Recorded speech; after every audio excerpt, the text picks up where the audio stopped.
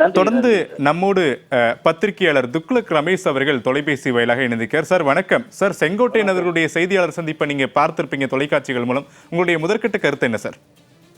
அதிமுக கடந்த நாடாளுமன்ற தேர்தலில் பலத்த சரிவை சந்தித்திருக்கிறது. முன்னெப்போதும் இல்லாத அளவுக்கு ஒரு பெரிய தோல்வியை சந்தித்திருக்கிறது. அதற்கு முக்கியமான காரணம் திரு ஓபிஎஸ், திரு டிடிவி தினகரன் தலைமையில் அவர்கள் எல்லாம் தேசிய ஜனநாயக கூட்டணியில் இணைந்து போட்டியிட்டதன் காரணமாக தென் பகுதியில் திண்டுக்கல், தேனி, ராமநாதபுரம், மதுரை போன்ற தொகுதிகளில் அதிமுக பலத்த சரிவை சந்தித்தது. ஆகவே மறைந்த புரட்சித் தலைவர் எம்ஜிஆர், அதே போல மறைந்த செல்வி ஜெயலலிதா அவர்கள் ஆகியோரையெல்லாம் விமர்சித்தவர்களை அதிமுகவில் திரும்ப ஏற்றுக்கொண்டு பொறுப்புகள் வழங்கி இருக்கிறார்கள் அந்த தலைவர்கள். ஆகவே கடந்த காலத்தை மறந்துவிட்டு இப்போது அதிமுகவை வலிமைப்படுத்த கட்சியிலிருந்து நீக்கப்பட்டவர்கள், பிரிந்து சென்றவர்கள் ஆகியோரெல்லாம் சேர்த்துக் கொள்ளப்பட வேண்டும் என்பதை வலிமையான வாதங்களோடு திரு செங்கோட்டையன் முன்வைத்திருக்கிறார். காலக்கெடுவும் விதித்திருக்கிறார். நல்ல சிந்தனை அதிமுக தலைமைக்கு ஏற்பட்டு அவரது கருத்துக்கு உரிய மதிப்பளித்தால் அதிமுக பலம் பெறும், இல்லாவிட்டால் மேலும் பலவீனமடையும்.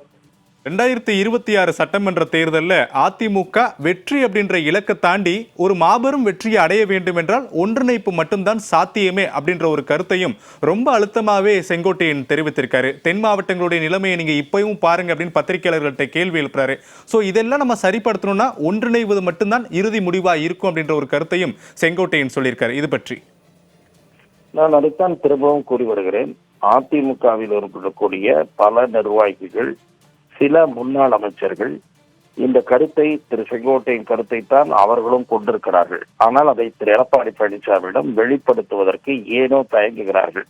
கட்சி என்ன நிலைமையில் இருக்கிறது என்பது பற்றி கட்சிக்குள் எப்போதுமே ஒரு ஆரோக்கியமான விவாதம் நடந்தால்தான் அந்த கட்சிக்கு அது நல்லது. ஆரோக்கியமான விவாதம் நடத்தாமல் தலைமை பொறுப்பில் இருப்பவரை துதிபாடி கொண்டிருந்தால் அந்த கட்சி வீழ்ச்சியைத்தான் சந்திக்கும்.